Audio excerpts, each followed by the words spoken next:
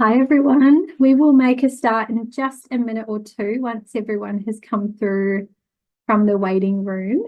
Nice to see so many of you joining us today.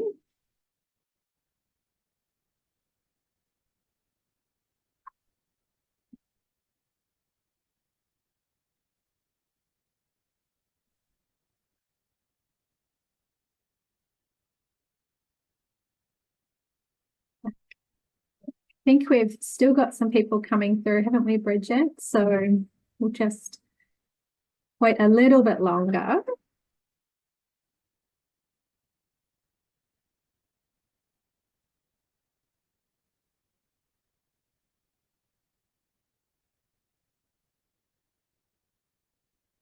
Okay, shall we make a start? We are recording this morning, so if anyone is not keen to have their image or any of your content on the screen, feel free just to take your cameras off, but we do want to try and make sure we've got this and we can share it afterwards. But good morning and good afternoon, everyone. For those of you who I don't know, I'm Sarah, and I'm hosting this morning along with some of my colleagues. We are really excited to have a range of guest speakers today talking to you and sharing some of the work that is happening across the Pacific region. So with that, we will get started. This webinar this morning is a partnership between the Pacific School Food Network and a project team who have been working on an ACR funded project, essentially aiming to look at how can we use local food in schools, what are the opportunities for doing that, what is already happening.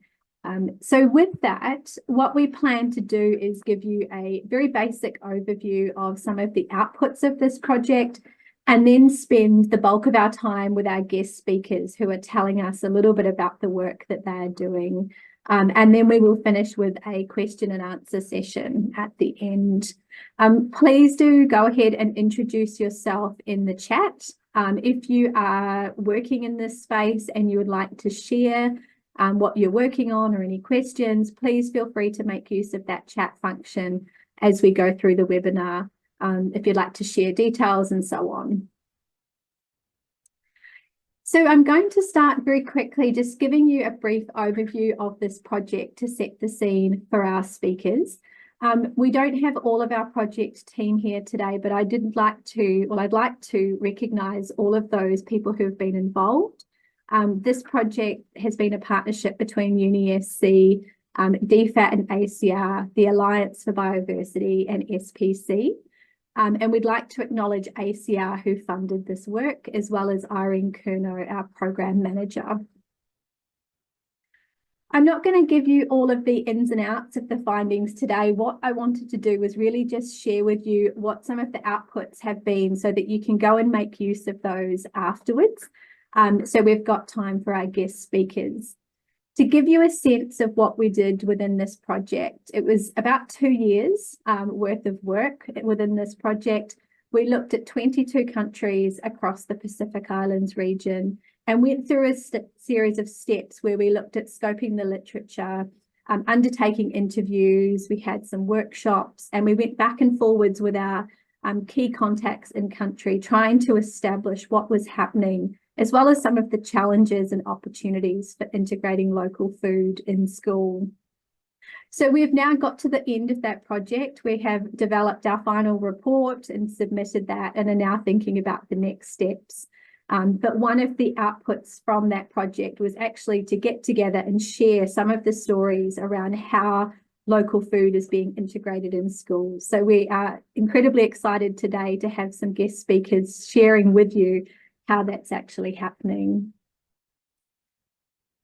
So in terms of outputs from the project, which might be of use to some of you depending on your work, is that we found that there were really 3 key activities across the Pacific Island regions. We found school feeding programs, and these varied in terms of scale and how they were implemented. We found that there were school garden activities. Again, these varied a lot depending on the context and the country. And then we found several other activities, which we've kind of grouped together in other. What we're really happy to share today is that we've been able to take all of that information that we have found and put them into a database. So this database is freely available on the Pacific School Food Network website. And on the side of the screen there, you can see what that looks like when you go into the website. We know that we haven't captured everything just by the nature of trying to search for information and bring that all together and verify it. So if you have any updates or you would like to see any information on activities that you're involved with up on the network's website, please reach out and let us know, because we'd love to be able to share that as well. We also have developed some infographics, which I'll show you a snapshot of in just a moment too. So with the Pacific School Food Activity Database, you can see that front page there. Just as an example, this is what it looks like when you go into the different country pages. So we've got Fiji here as an example. For some countries, we have a lot more information than others.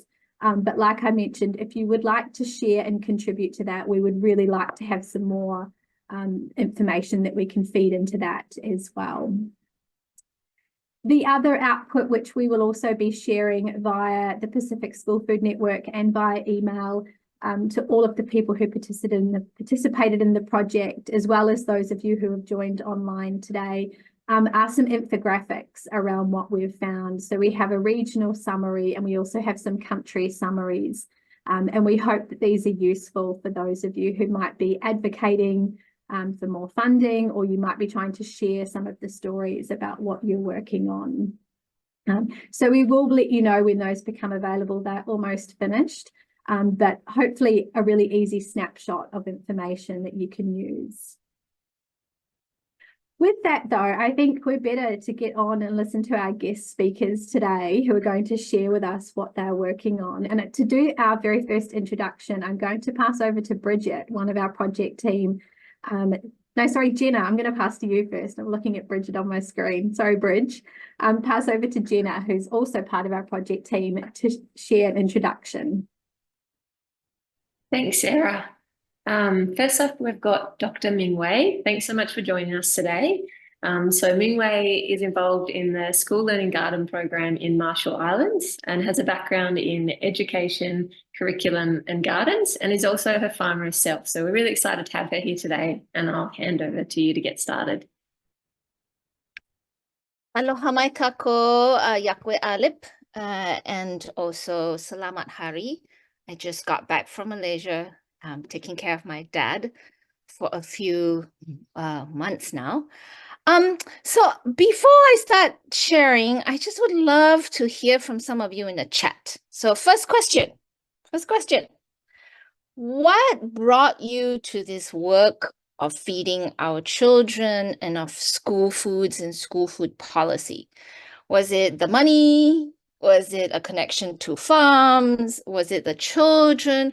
What got you excited or intrigued about it? So people would throw that somehow into the chat, and maybe our co-facilitators can just take a look. What brought you to this work?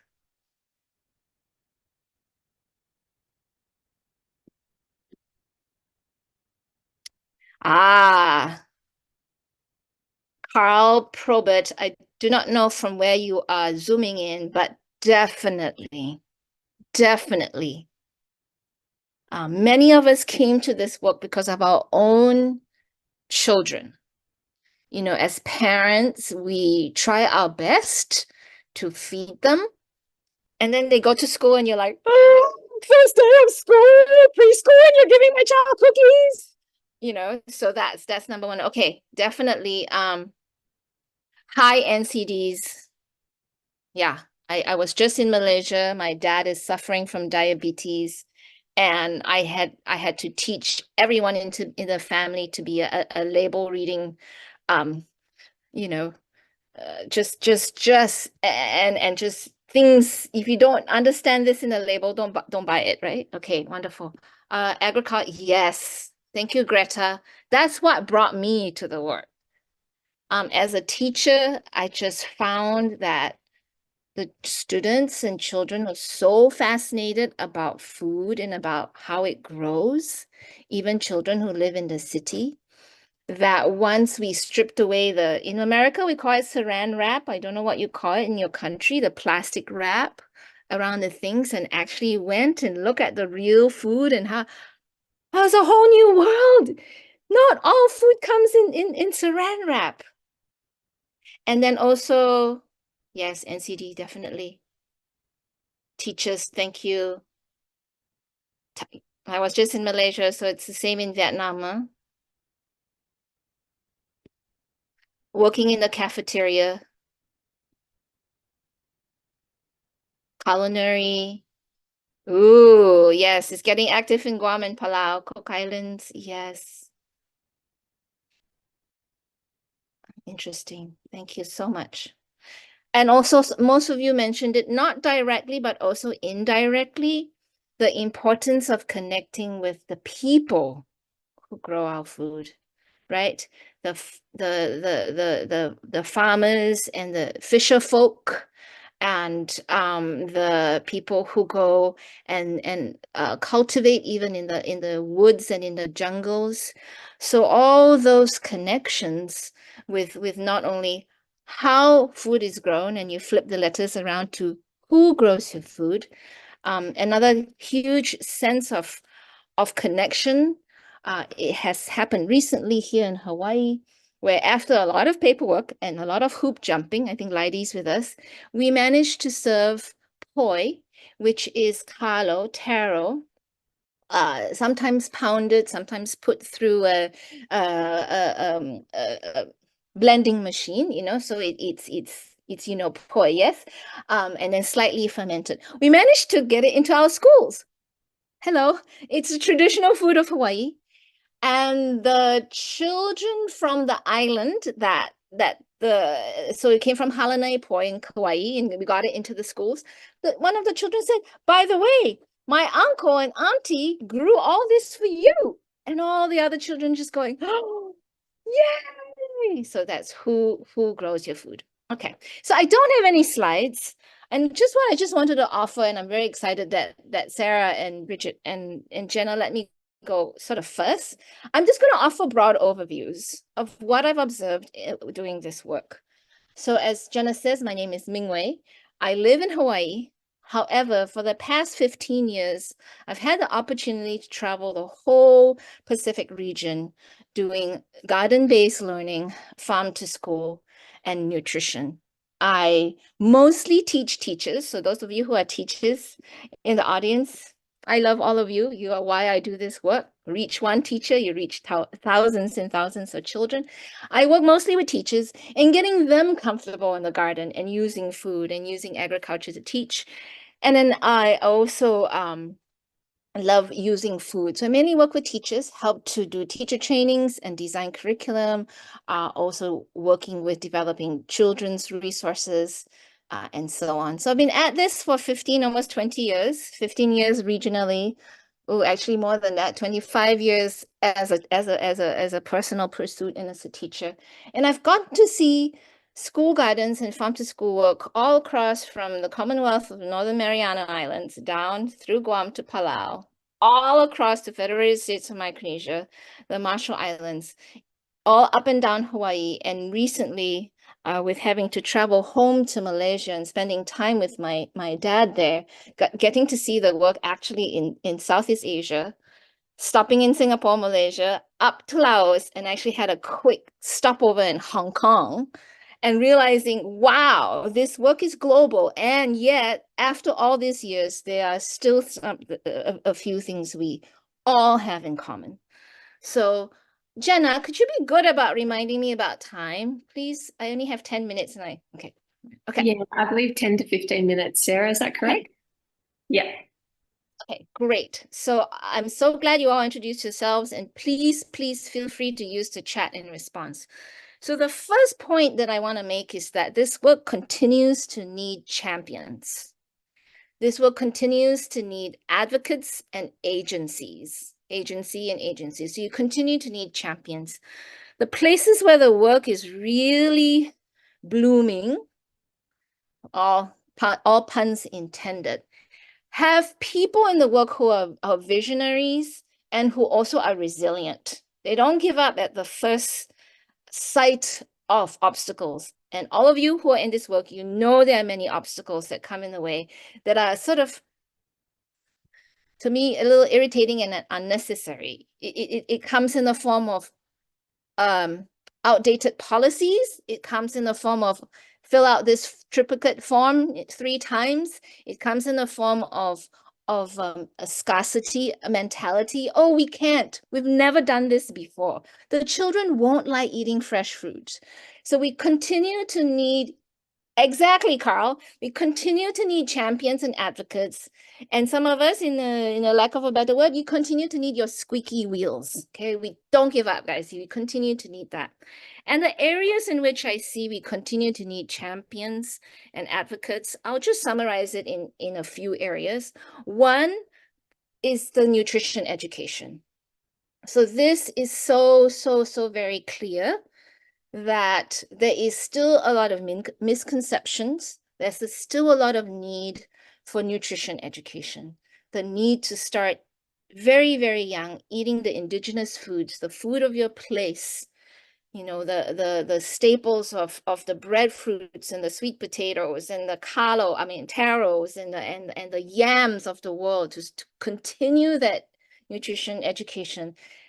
Instead of being replaced by the very, very processed foods. So the whole celebration of the Pacific indigenous starches and staples, that's really important. That's one area.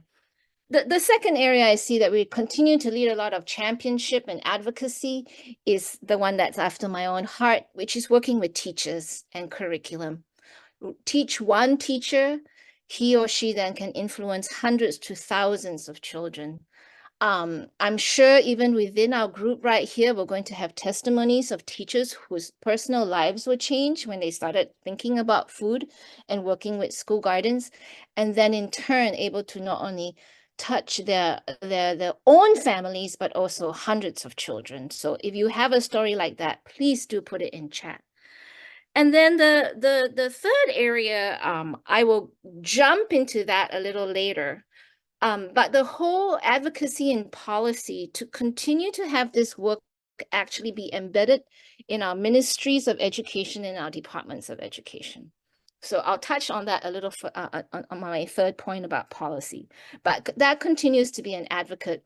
Once a country's Ministry of Education either fully supports or gets out of the way and allows school feeding, farm to school learning gardens integrated into the classroom and into the school, we make headway in that country much faster. And one of those examples is the Republic of the Marshall Islands. They very quickly, actually Dr. Hilda Heine, who is back now as president for the second time, when she was Minister of Education of the Republic of the Marshall Islands, public school system, she immediately installed very, very quickly a full-time school learning gardens coordinator. I think Jenna got to meet him maybe, and he's written up about in the book by Danny Hunter on school feeding, and as well as with I think Jenna got to interview him. Okay, so that we continue to need champions. That's point number one. Point number two, and this point, I'm borrowing it from Lydie Morgan-Bernal and Debbie Milliken. I see Lydie is here. I don't know if Debbie is here. These are two farm-to-school advocates from Hawaii. Two very, very, very, very dedicated mothers, human beings. And the point they love to make is that we need to continue connecting our children with those who grow our food and harvest our food. So your farmers, your fisher folk, that connection, and it could be done in so many ways. Personally, of course, videos now, you know, we learned a lot during our COVID times, but that connection, if a child can say, I'm eating Uncle so-and-so's tomato or whatever. So again, we run some experiments back in the Marshall Islands, pre-COVID, so it's summer of 2018. The mayor of Ebon, she ran a summer program where the dads fished for the children. And during the summer program, they ate dad's fish. And they all then continue to eat the fish in that strong connection. So they always advocate that we need to create opportunities within our school feeding systems, within our policies. And this is where work from networks like the Pacific Island Farmer Organization Network. I see the president board here, Mr. Nishi. Those are quite crucial. It's that personal relationship. And then whoever said in there a connection to culinary and cafeteria, Arlene, I think it was. So first, make connection to farmers, continue that nurturing. Second, make a connection to those who cook your food and prepare your food, even in school, because those cafeteria managers and cooks can also become our advocates. So in Hawaii, we did a very recent project called Feeding Change.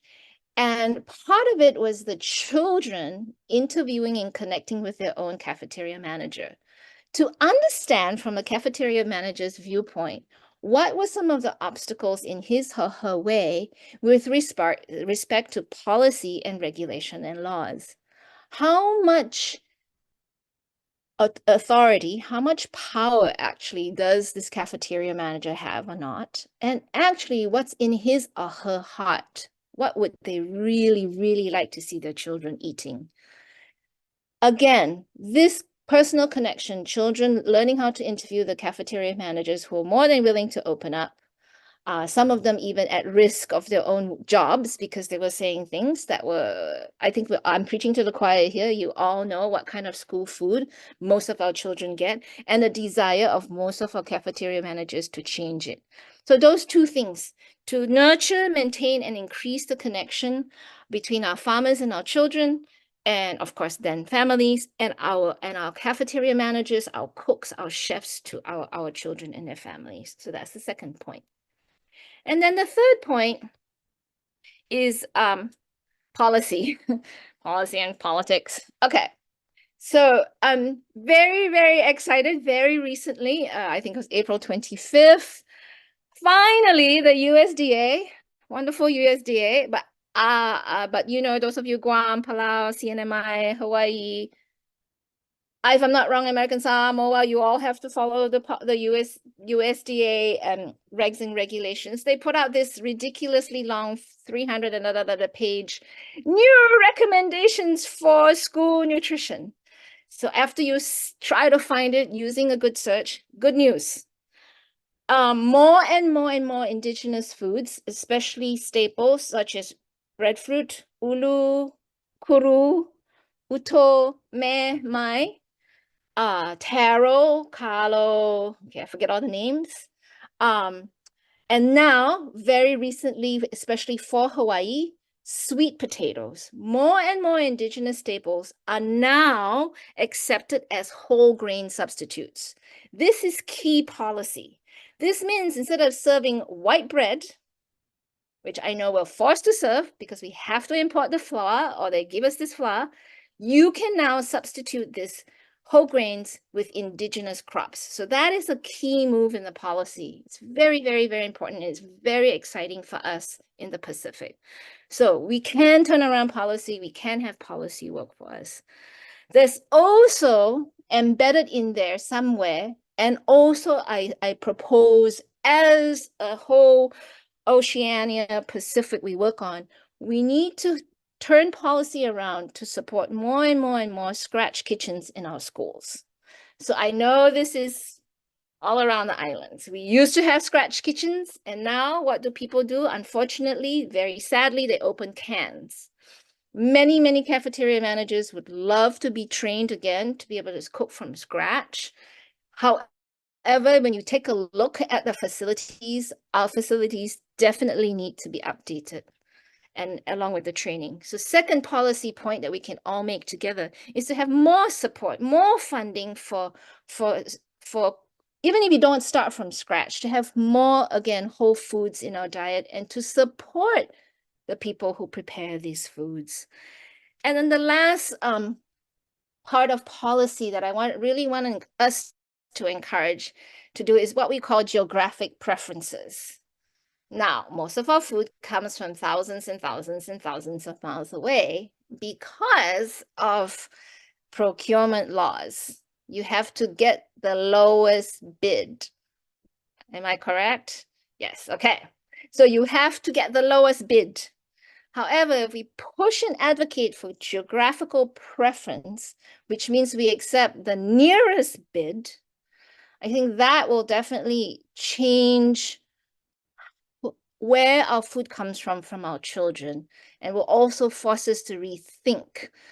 Well, we've already been thinking about it. This group has already been rethinking the menu for I don't know how many decades, but really have those in power really think about this menu. So those 3 points: one, policy, we can do things. We in this group, we can continue to make connections with for our children with their farmers and with those who prepare their food. And then we in this group can continue to be champions, to be advocates, and to continue support agencies who integrate school garden-based learning, school eating, and farm to school into their organizations. Okay, I'll stop.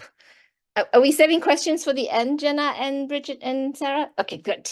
Yeah. Thank you all so much for your kind attention. I am so pleased to be here, and I look forward to the Q&A at the end of the session.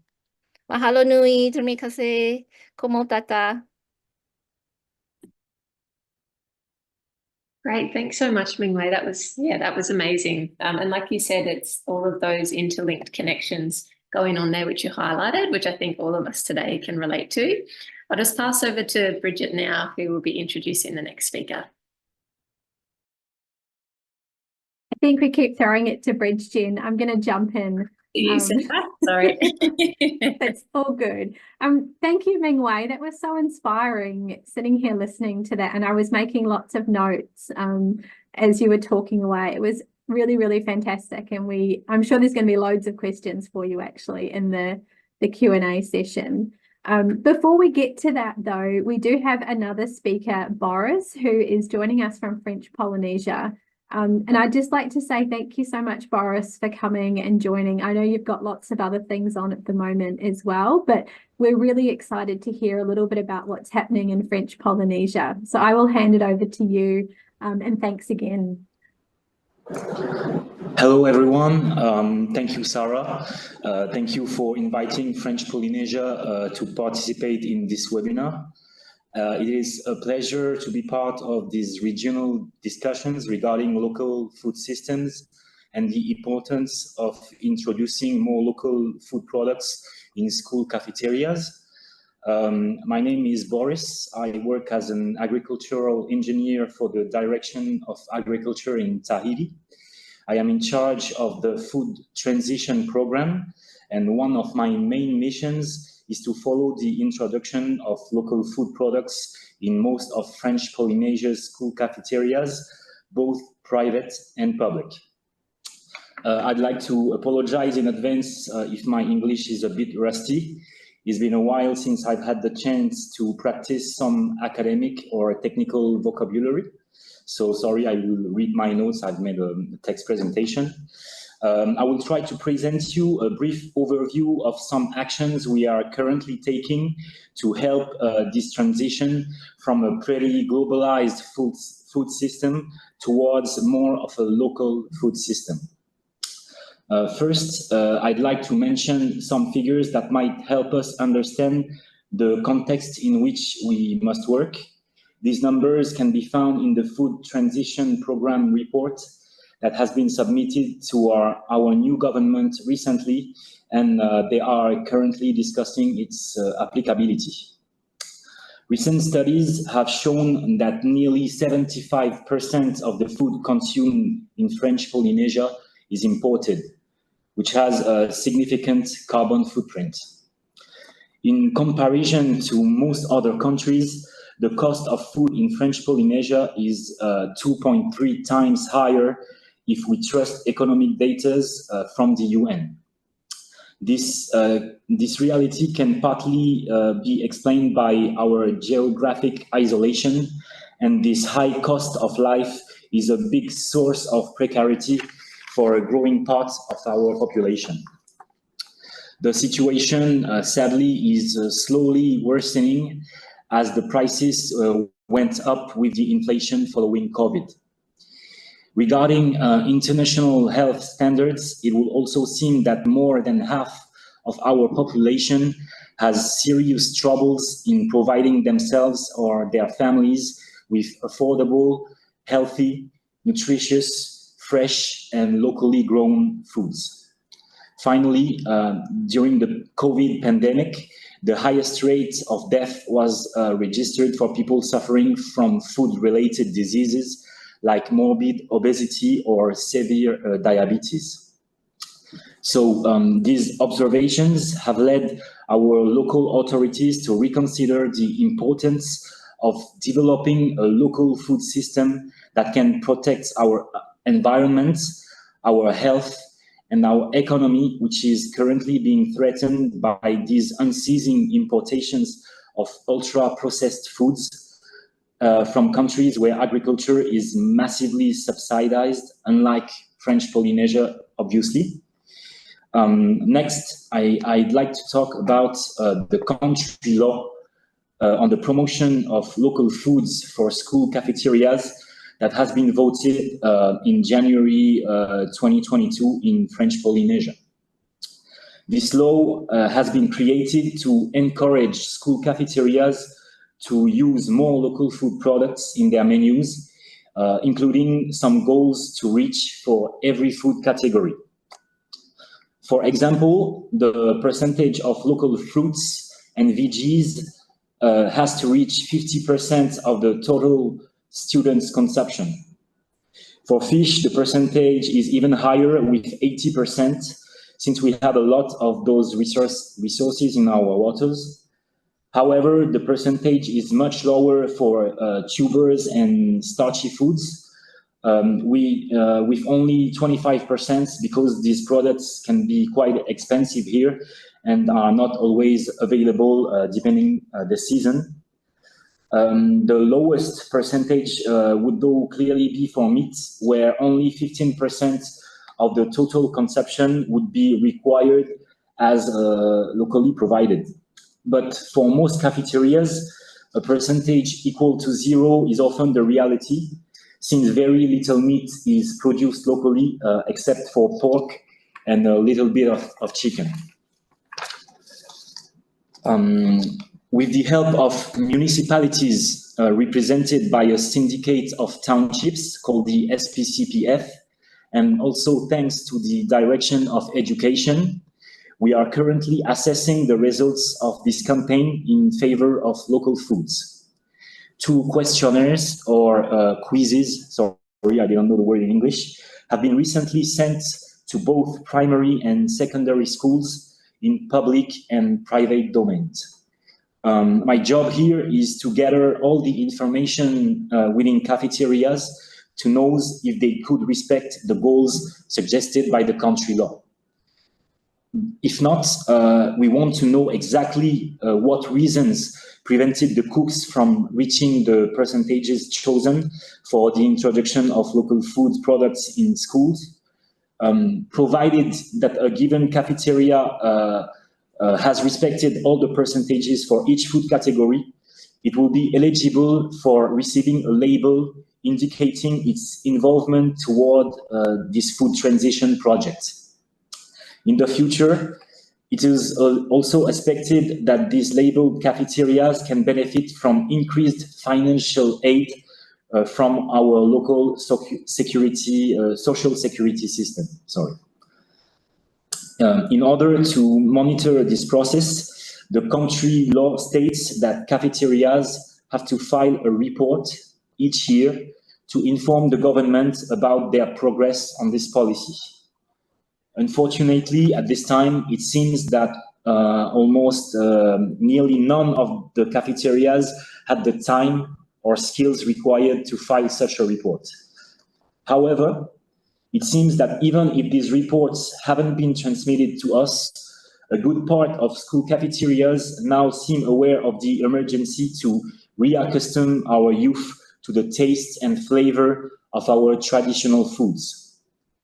This can be done by reinventing meals that imitate recipes enjoyed by our kids, like replacing fish by eggplant in one of our most famous raw fish dishes, or replacing meat by soy protein in our local matinto, which is a Chinese dish. Flours and purees also seem to be useful ways to incorporate starchy foods in some culinary preparations. Naturally, we hope that future generations will be able to follow this path and eat as much local foods as possible to be able to pass on this heritage to their own children in 20 or 30 years. Very quickly, I will now indicate some of the challenges that we have to face in Pacific countries to promote our local and traditional foods, especially in school cafeterias. The price of local products seems to be the biggest problem in Tahiti, at least, because schools don't have unlimited budget to buy those. This problem can be partly resolved by reducing waste in cafeterias and using the money that was saved to buy more local products. The lack of human or material resources can also be problematic. If there aren't as many cooks as needed, or if they lack some equipment to work on fresh food, then they won't be motivated to try some new recipes. Talking about recipes, last year we published a recipe book including lots of local foods intended for school cafeterias as well as households with corresponding servings. We find that communication is key to this process and of reinventing local recipes. Cooking classes, educational gardens, and tasting sessions are interesting tools to create a team spirit and make people think about their daily diets.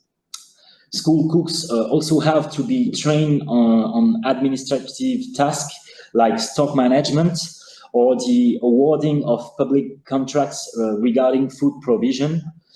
We also need more food industries to process local products, which have to be peeled, cut, cleaned, and frozen in order to be easier to use in collective catering, because otherwise they don't have time to do this.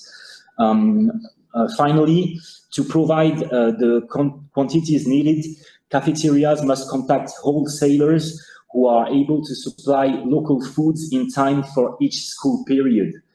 Those suppliers must be paid as soon as possible because most farmers need this money to run their businesses on a daily basis. And ideally, cafeterias should also choose fresh products that originate from organic farms in order to protect children from pesticides. Finally, I'd like to say a word about the food transition program that is currently being examined by our government. We hope that it can be adopted later this year, as it has really ambitious goals that will require a full commitment of the public and private sectors to shift our consumption habits and change the governance of our current food system. Indeed, we have to recruit and train many people to work in farms, in fisheries, food industries, distribution centers, cooperatives, food banks, school cafeterias, and so on. We will also need to invest in some heavy machinery and freezing equipment to boost production and respect health standards. Lastly, we will also have to work with industries or lobbies whom financial interests aren't always aligned with social justice, equity, or similar principles that prevail in the agroecological transition advised by the FAO as the only sustainable solution. Thank you all for listening. Thank you so much. Thank you so much, Boris, for sharing so much of what's happening in French Polynesia with us. I could see Mingwei had lots of questions and points coming through in the chat. But I think that's incredibly exciting, and it will be really interesting to hear what some of the outcomes of all of that work are as you move forward. And I think you've talked a lot about some of the common challenges that we see across the region. So thank you so much for giving up your time today and for putting that together and sharing it with us. I'm going to throw to Jess Ranieri now, who's going to facilitate our Q&A session, and I'm sure we're going to have lots of questions for you too as well, Boris. We did have another presenter who was planning to be with us today but has been running late, so we're hoping that we can share a video from that presenter afterwards. We will keep you all posted as well. But Jess, if you would like to come online, we can start our Q&A session. You're here. Fantastic. There's so many people, you couldn't see my floating face. I can't. Morning, Olgetta. Hi from Port Moresby. Thanks again for our speakers. If you have specific questions, please pop them in the chat. But to get us started, I just wanted to reflect on a common theme that we've heard across all three presenters, which is about local food and how important it is to get local food into our schools. Now, those of us that are living and working in the Pacific Islands know how much of a challenge this actually is. You know, the Pacific Islands have a context that is really quite different to perhaps a lot of the places around the world where school feeding and homegrown school feeding has been such a success. And a lot of this has to do with the way the infrastructure is, or rather is not, in these countries, and in particular, value chains can be unreliable.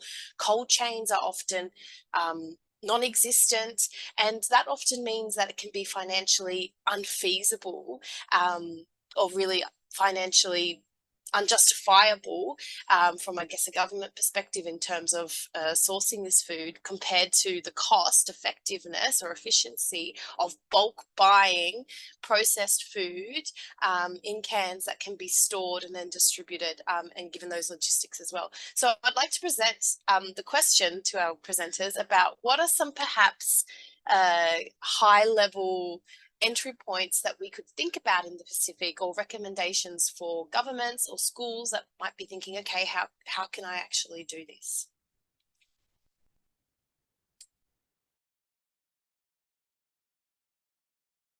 Thank you, Jess. So Boris made a good point about pre-processing our staples. Yeah, Boris talked about peeling it, maybe blanching it, peeling it, freezing it, so that the cafeteria managers can pull out breadfruit, sweet potatoes cuddle out of a bag, because okay, those of you who've done breadfruit, you know what I'm talking about. Okay, so two models out there. We've got Minoru Nishi in here from Tonga, and then we don't have Hawaii breadfruit or Ulu Co-op. So we've got two models going on here, where these two organizations are doing what Boris is suggesting.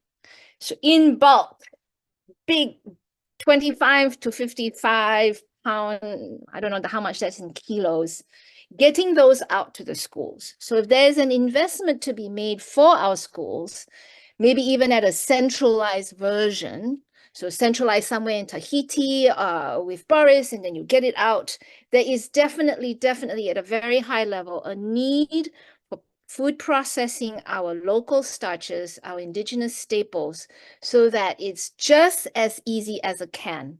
We have a young person here in Hawaii.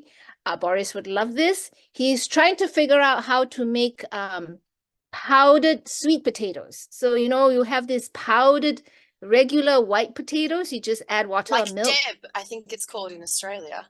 He's doing it with sweet potatoes. So right now he got a grant, and every few weeks I get called in for a taste test. Imagine that kind of breakthrough. You've got sweet potatoes in flakes. Sorry, flake, not powder. In flake form, you add coconut milk or water, boom.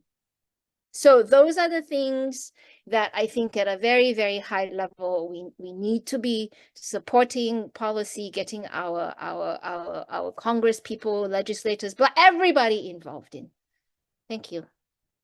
Over to you, Boris.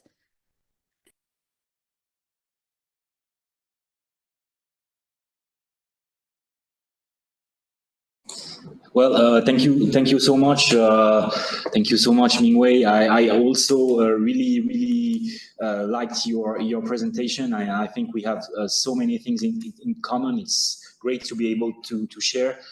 We tried the same thing actually.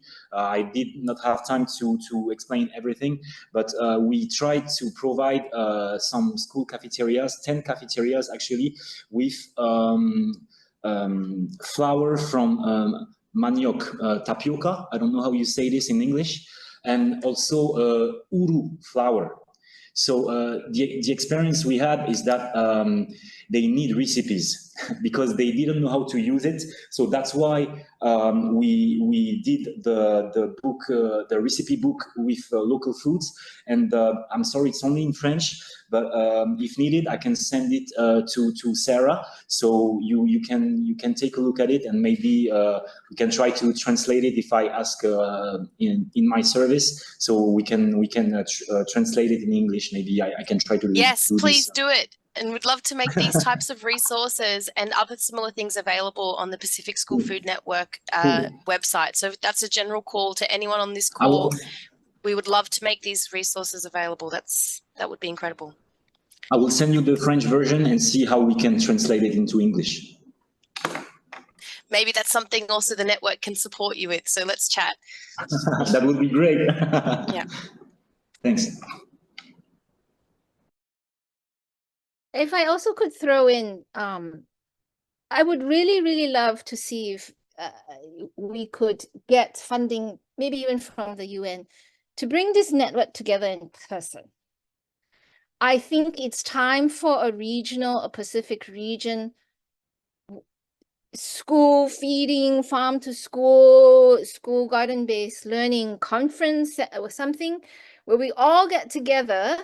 And I can already see little breakout rooms where we actually tackle a problem together. So that it's organized by how can we solve as a collective spirit, together. Because Mingwei, I might take the opportunity to announce, if I may, Sarah, some really because since you brought it up, and I should have already said that I'm a bit classic, I guess, in how I run my Q&As. I like to have I should have warned people. I like to have a very conversational flow because I think it's a little bit more dynamic. So I'm going to jump in there as if we were in person, and just say really excited to say is that the Pacific School Food Network has just secured a grant from the Australian Department Foreign Affairs and Trade to actually host a Pacific Talanoa for Pacific School Foods, and we hope to have that happening in maybe 2 years' time to do exactly what you're talking about. So we're just in the process of signing contracts and getting things going, and in the meantime we'll have a bunch of other learning events and whatnot, and we'll make a formal announcement soon. But we hear you, that was our vision, and it's going to be happening. So, stay tuned. And that's why everyone should join the network so you get our updates. Sorry, over to you. All right, Sarah, do you have any comments on the local school foods? Otherwise, from our learnings?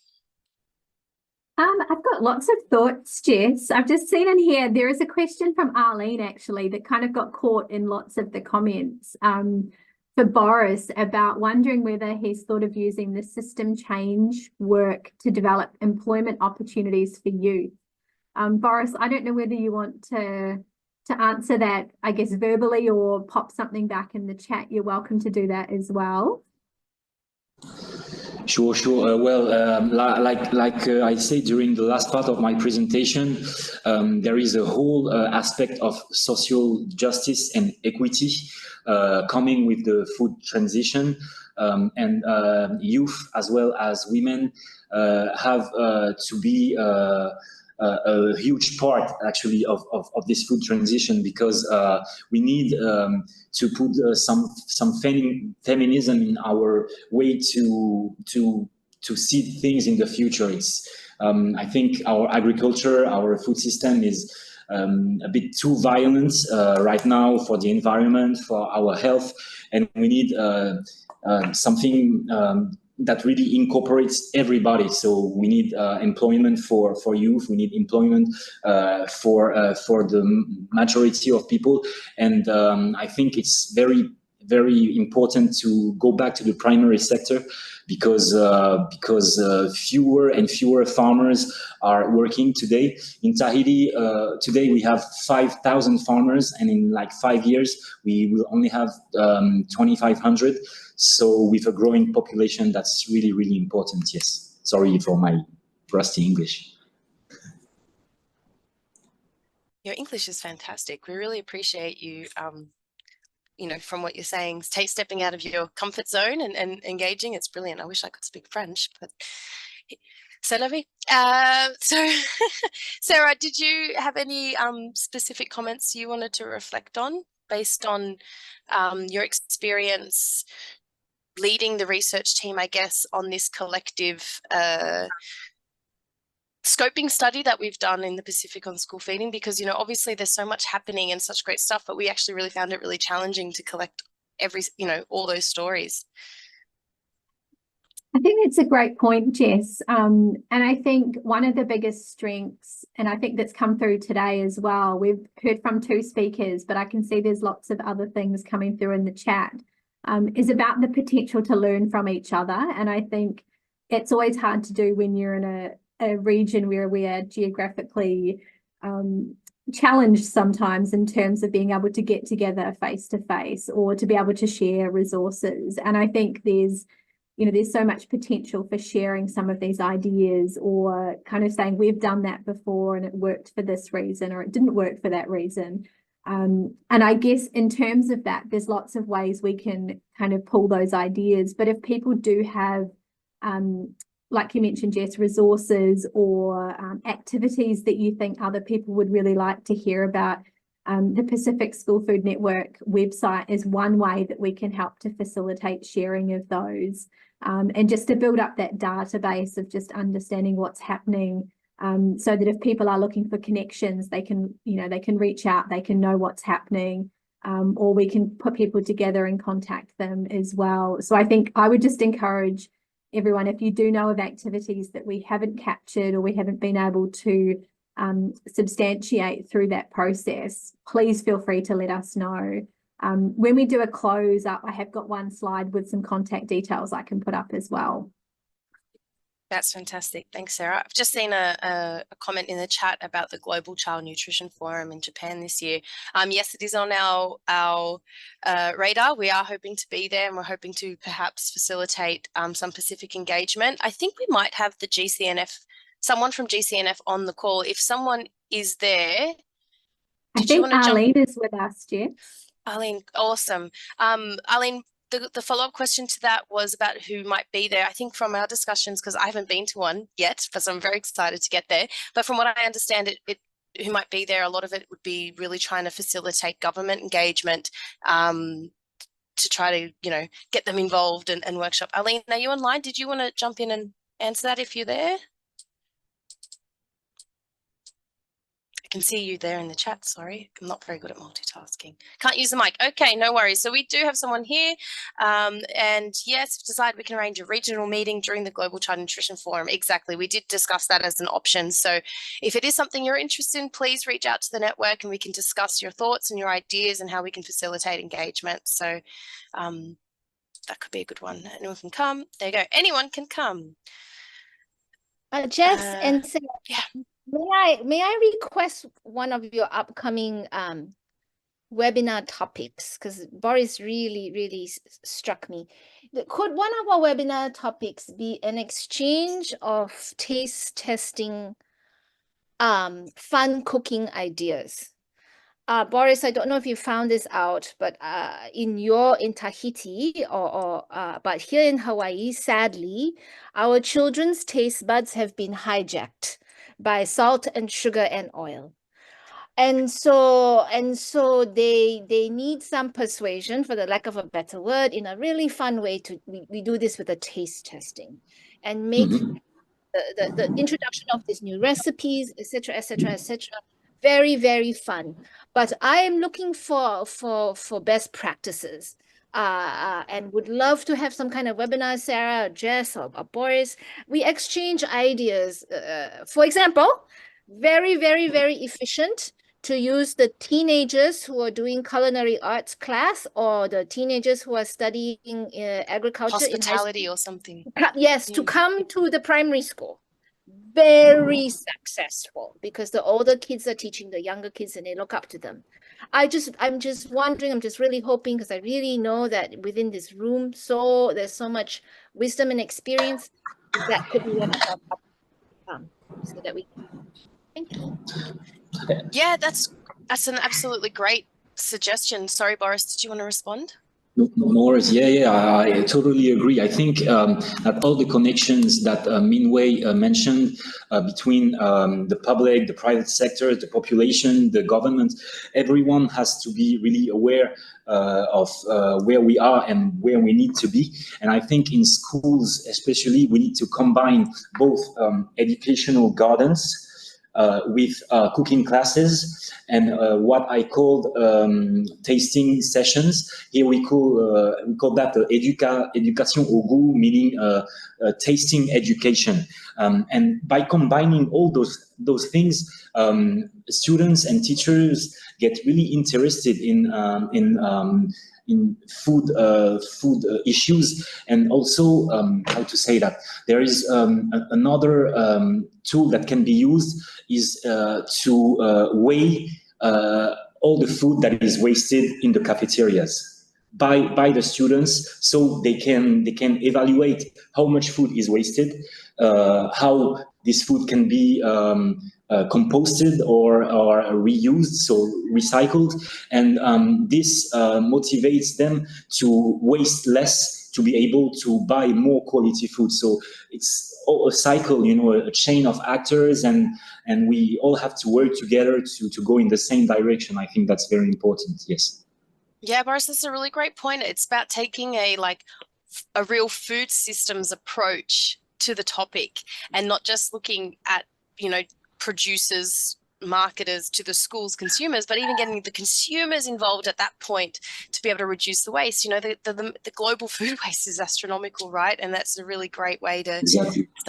start shaping little minds into being the change we want to see, and they know that they need as well. Our motto here in French Polynesia is it's a bit too late for our generation, so we'll try for the next one. Yeah, I think that should be a global motto for many topics. I think even beyond the topic of school food. We are pretty much out of time. So Sarah, I might wrap up the discussions there, but feel free, if you guys want to be connected with any of our speakers, please feel to reach out. We can share your contact information, or feel free to chat before we kick you out. Sarah, over to you. Thanks, Jess. I've just popped up a slide which I'm hoping is coming up for everyone. Like we mentioned, if you would like to share any information that you might have on school food activities, if you'd like to think about joining the network, or at least be on the mailing list for when we're able to send out updates or resources and so on, please don't hesitate to get in touch with us. Also, if you would like to know anything more about the funded project that we started off by talking about, you're more than welcome to reach out to myself, and I can answer your questions or connect you to someone else within the team as well. But I think our biggest thanks today go to our presenters, Mingwei and Boris. Thank you both for sharing your stories and your perspectives and your inspiring journeys with us and what's ahead. And thank you everyone for joining us today as well. As we mentioned, we didn't have our third presenter able to join, so we will share his video from Vanuatu afterwards as well, along with the recording from this session, so that you can also see what they've been working on. But with that, thank you everyone for joining us, and enjoy the rest of your day.